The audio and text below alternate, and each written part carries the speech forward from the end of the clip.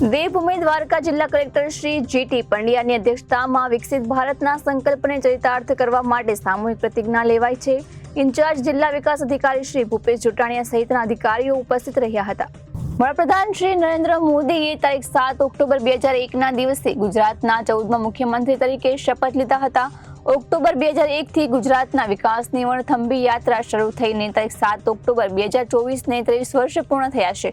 ગુજરાતમાં સુશાસન અને વિકાસની 23 વર્ષની વણથંભી યાત્રાની ઉજવણીના ભાગરૂપે દેવભૂમિ દ્વારકા જિલ્લામાં વિવિધ કાર્યક્રમો યોજવામાં આવશે, જેના ભાગરૂપે આજ રોજ કલેક્ટર કચેરી ખાતે જિલ્લા પંચાયત ખાતે એક ભારત શ્રેષ્ઠ ભારત સૂત્ર સાથે વિકસિત ભારતના સ્વપ્નને સાકાર કરવા તથા રાષ્ટ્રના પ્રથમ મંત્રને ચરિતાર્થ કરવા માટે સૌ અધિકારીઓ તથા કર્મચારીઓ સંકલ્પબદ્ધ થયા હતા। આ શપથ ગ્રહણમાં નાયબ જિલ્લા ચૂંટણી અધિકારી શ્રી જે.ડી. પટેલ, નાયબ કલેક્ટર શ્રી રિદ્ધિ રાજ્યગુરુ, નાયબ જિલ્લા વિકાસ અધિકારી શ્રી પી.એ. ગોહિલ સહિતના અધિકારીઓ તથા કર્મચારીઓ જોડાયા હતા। Reporter Ghanshyamsinh Vadher, ABC news, Devbhumi Dwarka.